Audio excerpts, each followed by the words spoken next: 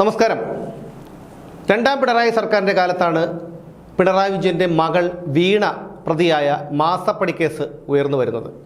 ഇതിനെക്കുറിച്ചുള്ള ചോദ്യം നിയമസഭയിൽ മാത്യു കുഴൽനാടൻ MLA ഉന്നയിച്ചിരുന്നു. അന്ന് വളരെ വികാരാധീനനായാണ് പിണറായി വിജയൻ പ്രതികരിച്ചത്. ആ കാഴ്ച കാണുന്ന ആൾക്കാർക്കൊക്കെ തോന്നും, ഇത്തരത്തിലുള്ള ഒരു മനുഷ്യനെയാണല്ലോ ദൈവമേ ഞങ്ങൾ തെറ്റിദ്ധരിച്ചത് എന്ന്. ഈ കൈകൾ ശുദ്ധമാണ്, മകളെക്കുറിച്ച് എന്തും പറഞ്ഞാൽ മാനസികമായി അങ്ങ് തകർക്കാമെന്നാണോ വിചാരം എന്നൊക്കെ ചോദിച്ചുകൊണ്ട് കിതച്ചുകൊണ്ടാണ് പിണറായി വിജയൻ വികാരക്ഷോഭിതനായി സംസാരിച്ചത്. അന്നൊരു പക്ഷേ ഈ ചോദ്യം ചോദിച്ച മാത്യു കുഴൽനാടൻ പോലും പിന്നീട് വിചാരിച്ചിട്ടുണ്ടാവും, ദൈവമേ ഞാൻ ആ ചോദ്യം ചോദിക്കേണ്ടിയിരുന്നില്ല, ഇത്രയും നിഷ്കളങ്കനായ ഒരു മനുഷ്യനെക്കുറിച്ചാണല്ലോ ഞാനിത് ചോദിച്ചത് എന്നൊരു പക്ഷേ അന്ന് ഈ അവിടെ ഇരുന്ന മിക്ക ആൾക്കാരും കരുതിയിട്ടുണ്ടാവും. പക്ഷേ ഇന്ന് കാര്യങ്ങളൊക്കെ മാറി മറിഞ്ഞ് വരികയാണ്. പിണറായി വിജയൻ്റെ മകൾ വീണ CMRL നിന്ന് 2,78,00,000 രൂപ യാതൊരു സേവനവും നൽകാതെ കൈപ്പറ്റിയിട്ടുണ്ട് എന്നുള്ളതിൻ്റെ വ്യക്തമായ തെളിവുകളൊക്കെ ദിവസങ്ങൾക്ക് മുമ്പ് തന്നെ പുറത്തു വന്നതാണ്. അതിനുശേഷം പിണറായി വിജയൻ്റെ മകളുടെ വാടക വീട്ടിൽ, തിരുവനന്തപുരത്തെ വാടക വീട്ടിലും മരുമകൻ്റെ കോട്ടൂളിയിലെ വീട്ടിലും കണ്ണൂരിലെ കുടുംബ വീട്ടിലുമൊക്കെ EDയുടെ റെയ്ഡ് നടന്നു. തിരുവനന്തപുരത്തെ പിണറായി വിജയൻ്റെ വീട്ടിൽ റെയ്ഡിനെത്തിയ ED ഉദ്യോഗസ്ഥരെ CPM ഗുണ്ടകൾ ആക്രമിച്ചു. അവരൊക്കെ ഇപ്പോഴും ജയിലിലാണ്. ED ഉദ്യോഗസ്ഥർ ആക്രമിക്കപ്പെട്ടതിനു ശേഷമാണ് ED ഡയറക്ടർ രാഹുൽ നവീൻ കൊച്ചിയിലെത്തിയത്. അതിനുശേഷം CMRL കോടതിയിൽ ഹർജി നൽകിയിരുന്നു. ഈ കേസ് ED അന്വേഷണം റദ്ദു ചെയ്യണമെന്നാവശ്യപ്പെട്ടുകൊണ്ട് സിംഗിൾ ബെഞ്ച് അത് തള്ളുകയാണ് ഉണ്ടായത്. പിന്നീട് ഡിവിഷൻ ബെഞ്ചിനെ സമീപിച്ചു. ഡിവിഷൻ ബെഞ്ചും ഈ ആവശ്യം തള്ളി. കേസ് അന്വേഷണവുമായി ED മുന്നോട്ട് പോകട്ടെ എന്നുള്ളൊരു ആവശ്യമാണ് തള്ളിയത്. അതിനുശേഷം ED കോടതിയിൽ ഹർജി നൽകി. SFIO ഇതുമായി ബന്ധപ്പെട്ട് ശേഖരിച്ചിട്ടുള്ള 132 തെളിവുകൾ തങ്ങൾക്ക് വേണമെന്നാവശ്യപ്പെട്ടുകൊണ്ട് കോടതിയെ സമീപിച്ചു ED. കോടതി അത് അനുവദിക്കുകയും ചെയ്തു. അതിനുശേഷമാണ് ED വീണയ്ക്ക് ചോദ്യം ചെയ്യലിന് ഹാജരാകാനായി സമൻസ് അയക്കുന്നത്.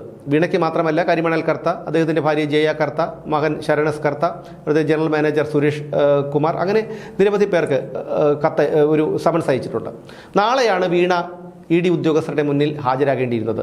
സ്വാഭാവികമായും ഞാൻ ഉൾപ്പെടെയുള്ളവർ മെനിഞ്ഞാന്നും ഇന്നലെയുമായി ചോദിച്ച ചോദ്യം, ഒരിക്കലും വീണ ഹാജരാകാൻ സാധ്യത വളരെ കുറവാണ്. കാരണം എന്തെങ്കിലും ഒരു കാരണം പറഞ്ഞ് അവർ അതിൽ നിന്ന് ഒഴിവാകും എന്നുള്ള കാര്യം ഉറപ്പായിരുന്നു. കാരണം അവർക്ക് ED ഉദ്യോഗസ്ഥരുടെ ചോദ്യങ്ങൾക്ക് മറുപടി അവരുടെ കയ്യിലില്ല. അതുകൊണ്ട് തന്നെ അവർ അത്തരത്തിൽ ചോദ്യം ചെയ്യലൊന്നും നേരിടേണ്ടി വരികയും ചെയ്തിട്ടില്ല. കാരണം കോയമ്പത്തൂരിലെ സ്വാശ്രയ കോളേജിൽ പ്രവേശന പരീക്ഷ പോലും എഴുതാതെ അവിടെ പ്രവേശനം നേടിയ ആളാണ് വീണ. ആ വീണയ്ക്ക് ഇത്തരം പ്രതിസന്ധികളൊന്നും തരണം ചെയ്ത് പരിചയമില്ല. ഒരു രാജകുമാരിയെപ്പോലെ ജീവിച്ചയാളാണ് വീണ വിജയൻ. അതുകൊണ്ട് തന്നെ വീണയെ സംബന്ധിച്ചിടത്തോളം ഈ ചോദ്യം ചെയ്യലൊക്കെ വളരെ ഭയപ്പെടുത്തുന്ന ഒന്നാണ്. അതുകൊണ്ട് തന്നെ അവർ ഈ ചോദ്യം ചെയ്യലിന് ഹാജരാകില്ല, എന്തെങ്കിലും ഒരു കാരണം പറഞ്ഞ് അതിൽ നിന്ന് തടി തപ്പും എന്നൊക്കെ ഞാൻ ഉൾപ്പെടെയുള്ള പലരും പറഞ്ഞിരുന്നു. എന്നാൽ അതിന് ശരിവെക്കുന്ന കാര്യമാണ് ഇന്ന് പുറത്തു വരുന്നത്. നേരിട്ട് ഹാജരാകാനുള്ള സമൻസിൽ അവധി ചോദിച്ചിരിക്കുകയാണ് വീണ. ഇന്നലെ രാവിലെയാണ് തനിക്ക് അസുഖമാണ്, അതുകൊണ്ട് ഹാജരാകാൻ കഴിയില്ല എന്ന് പറഞ്ഞുകൊണ്ട് കത്ത് ഇമെയിലായി ED ഓഫീസിലേക്ക് വീണ അയച്ചത്. അവിടെ ED ഓഫീസിൽ ഇന്നലെയാണ് ആ കത്ത് കിട്ടിയത്. തനിക്ക് പലതരത്തിലുള്ള ആരോഗ്യ പ്രശ്നങ്ങളുണ്ടെന്നാണ് ചൂണ്ടിക്കാണിച്ചുകൊണ്ടാണ് ഈ അവധി അപേക്ഷ നൽകിയിരിക്കുന്നത്. അന്വേഷണ ഉദ്യോഗസ്ഥൻ ആവശ്യപ്പെട്ട മുഴുവൻ രേഖകളും ചോദ്യങ്ങൾക്കുള്ള മറുപടിയും അഭിഭാഷകൻ വഴി സമർപ്പിക്കാമെന്നും കത്തിൽ വ്യക്തമാക്കിയിട്ടുണ്ട്. അവധി അപേക്ഷയിൽ EDയുടെ നിലപാട് ഇന്ന് വീണയെ അറിയിക്കുമെന്നാണ് മനസ്സിലാക്കാൻ കഴിഞ്ഞിട്ടുള്ളത്.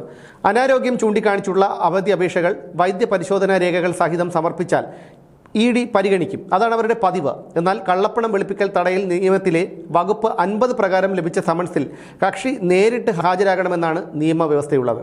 ഒരു ദിവസം അവധി അനുവദിച്ചാലും അടുത്ത തീയതിയിൽ നേരിട്ട് ഹാജരാകേണ്ടി വരും. ഈ വകുപ്പ് പ്രകാരം സമൻസ് നൽകിയാൽ ED ആവശ്യപ്പെടുന്ന രേഖകൾ ഹാജരാക്കുന്നതിൽ നിന്ന് വിട്ടുനിൽക്കാൻ കക്ഷികൾക്ക് കഴിയില്ല. ഒരു സിവിൽ കോടതി നൽകുന്ന സമൻസിന് തുല്യമായ നിയമസാധുത ഇതിനുണ്ട്.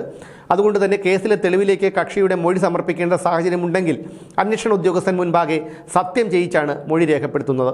ഇതുകൊണ്ടാണ് ഇത്തരം സമൻസുകളിൽ അഭിഭാഷകൻ മുഖാന്തരം ഹാജരാകാനുള്ള അനുവാദം ലഭിക്കാത്തത്. ഇപ്പോൾ വീണ പറയുന്നത് ഈ ചോദ്യാവലിയാണ് തയ്യാറാക്കിയിരിക്കുന്നത്. അവരൊക്കെ വലിയ വലിയ ആൾക്കാരാണല്ലോ, അതുകൊണ്ടാണോ എന്ന് എനിക്കറിയില്ല. നമ്മളെപ്പോലെയുള്ളവരാണെങ്കിൽ കൂമ്പിനിട്ട് കുത്തിയിട്ടായിരിക്കും പോലീസ് കാര്യങ്ങളൊക്കെ ചോദിച്ച് മനസ്സിലാക്കുന്നത്. എന്തായാലും EDയുടെ രീതി അതാണോന്നും എനിക്കറിയില്ല.